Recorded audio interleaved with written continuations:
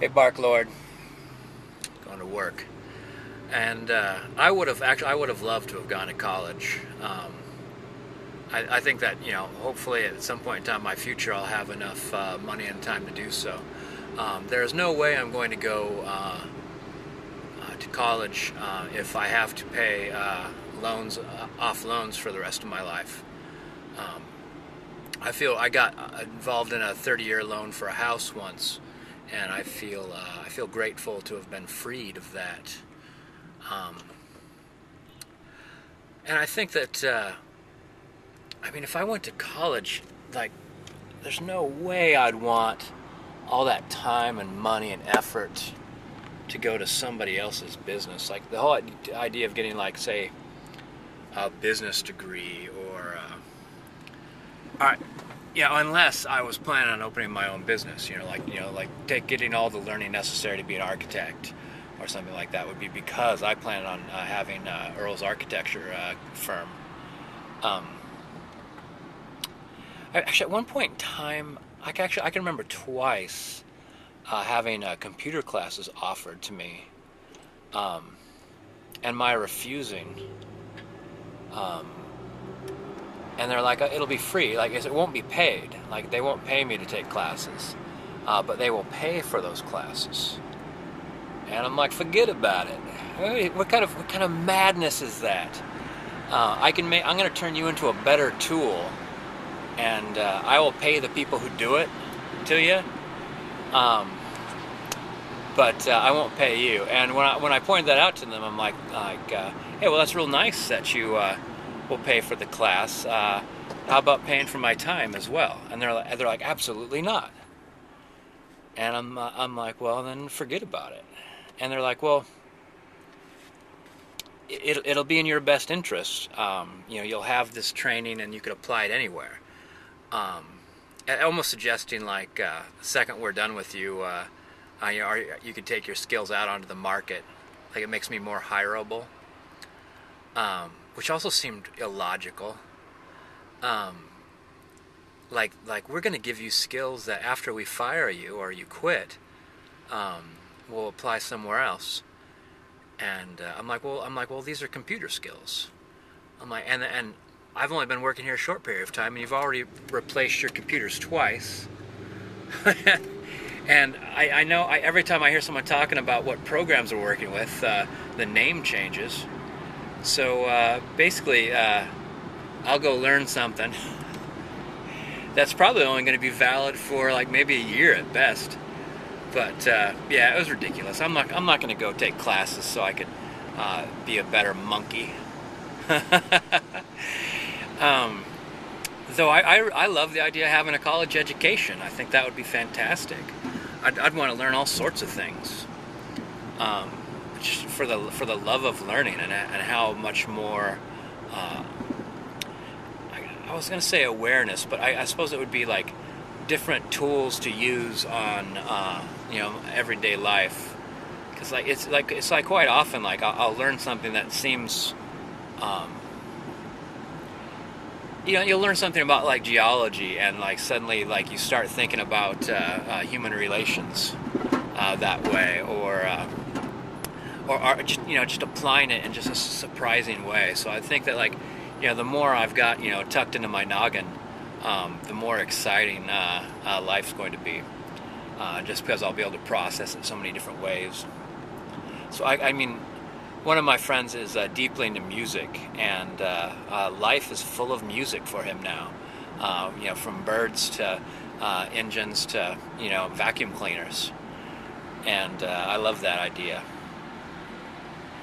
And I also the whole idea of, like, pride in a high school education or something like that. Like, I totally could see the problem with an educated society. Could you imagine? And I'm not even just based on the jobs that nobody wants to do, because I actually want to do those jobs. The whole ditch digging and cleaning toilets and washing dishes and things like that, I can imagine nothing finer. Those jobs where you just show up, you do them. Hopefully you do them part-time. You get paid, peanuts, but then I don't actually intend to really invest that money back into the system at all. I only want to buy just a little bit of food for me and the dog, and some nice boots so I could go walk around in the woods. And actually, like, the most expensive thing I own, other than the tiny house, is, this van, and that didn't cost much. Like, used vehicles seem to be like, going for a song, especially right now. Yeah, like, to me, and then, like, sometimes people talk about, like, some jobs seem like shameful or anything like that. Actually, I knew a guy, he was a garbage man, and his slogan used to be, "It's great to be a garbage man." And he'd have all these stories about, like, fun things that happened to him, or even upsetting things, but he'd have like a fun take on the matter. Just you show up, you punch in, you heave some cans into the back of your truck, and then you go home and play Xbox and smoke dope or something. Yeah, and I know, like, for instance, like, the more options you have with a college education are pretty much options to work in the machinery. Like, because I have like a master's or something like that, I could work for all these different companies, and well, good for you. Yeah, like, good for you with your really big house and your really big car and your expensive cigars. And one of my career-minded friends, and I may have this wrong, like the memory's kind of fuzzy, so I'll just guess that he was wearing shoes made in Italy, and I could swear that he said they were $500. So I guess they were. All the credit cards he has, like he almost, like, he seemed proud of his debt. Like, that's what his college education allowed him to rack up a debt that he almost thought, like, if I talked about having that money in savings, it would sound the same.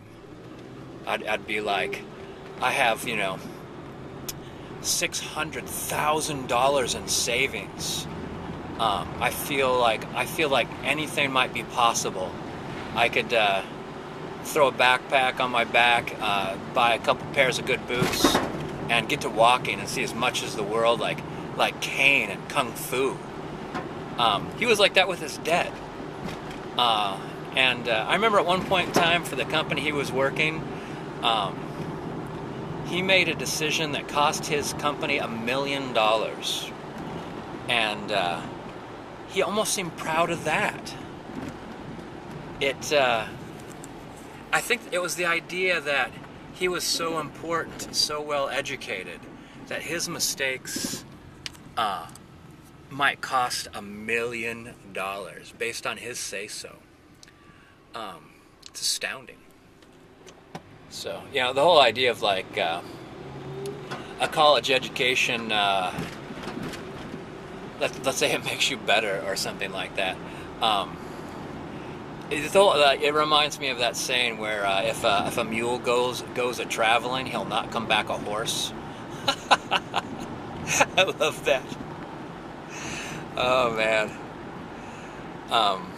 Yeah.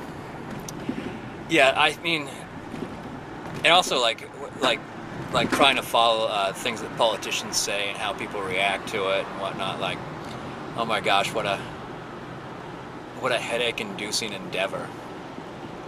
And the whole idea that, like, it seems to me that being a politician, you'd have to, like, speak really carefully and think about what you're saying and how it's going to affect others and how it'll be interpreted. It seemed to me that I heard that there was a politician having to defend a line in his book that he wrote, and he said, I don't remember writing it, I'm pretty sure my wife wrote it. Even though she's not given any kind of writing credit. He could just, like, say, I could, not only can I say anything I want, but I can actually write down anything I want, and I don't have to be responsible for any of it. It's like we've got, that some of those people have, like, their political science majors are actually um, really rude 9-year-old kids. uh, well, Barklord, it was good to see you in the tubes, and I liked your hookah video. I was often, just like everybody else, I was captivated by the your setting. Um, and not I can't see 3 layers deep. I'm just not that college educated. So, but I'd love to hear a bark update. Um, and yeah, well, I'll see you in the tubes, Bark Lord.